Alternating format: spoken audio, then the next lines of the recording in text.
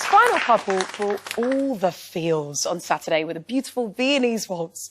It was a high school reunion with heart. Georgia. I think it's lovely to see your softer side and to see that you can use your standing leg and move through the dance floor. Too much bopping up and down for me and too many technical errors. I would like you just to work on one thing, and that's just the top line. Other than that, I just thought it was such a lovely, lovely performance.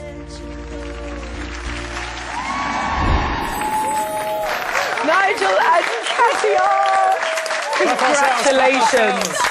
That was a beautiful dance. Nigel, you were bouncing with joy after you did that dance. Was it as much fun? During the dance, I was like, that's not a good thing. Yeah, that's not good. Not No, a good thing. afterwards. I mean, was it as much fun as it looked? I was a bit nervous, actually. I was Really? I was a bit nervous and a bit unsure of how it would go, and so I think I was jumping at the end because it went okay. Oh, hang on, we need silence for this moment. Carry on. Katya's like, a moment of silence for the emotion.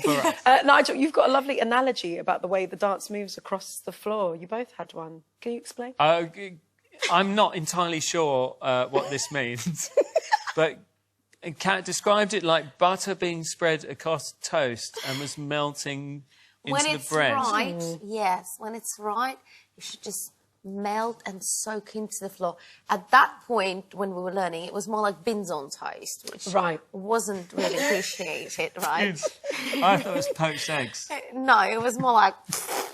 And now it's more like... Yes, and I wanted you to place the butter on toast and let it melt. Oh, lovely. Gorgeous, made me Well, really there was a hungry. lot of technique, but you were also telling a story, Katya. How did you incorporate both of those elements into the dance? I must say, having sort of a director as my other 50% of this partnership has been really interesting.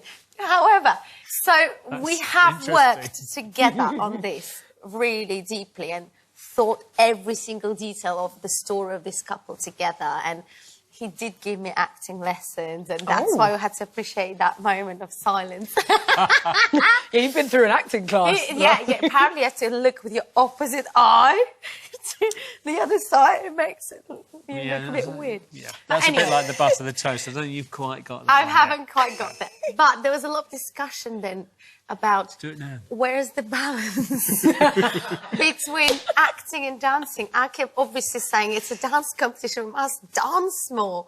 And you were adamant we had to act. And I feel like we eventually found this balance. We got round to the dancing eventually, but yeah. You know when you're on safe ground? Yeah, and you're so like, I was like, okay. let's just do acting for a day. Yeah, 'Cause let's I know just where do I that. am. Less sweaty. Bring your skills to Much the less table. sweaty. I like it. Yeah. Now, you scored 27, and Shirley spotted some issues. Check this out. Too many technical errors. You know, you do your reverse, you're not crossing. Well, you might learn something, so hold on a minute. When you do the reverse turn, hold on. When you do... But the surprise of the night came from Craig's reaction. Yeah. You have the ability, my darling. You are a fantastic dancer. Now, some thought that Shirley's reaction was quite harsh. Nigel, how did you take the criticism? Actually, I thought it was a bit of a gift, really. There was one thing... So in week one, I was doing the pasto, and when we had judges' comments, it was like being at a really good party, and everyone was really happy. And then week two, I turned up to the same party, and this time they didn't like me as much. So that was a bit of a reality check. But it really...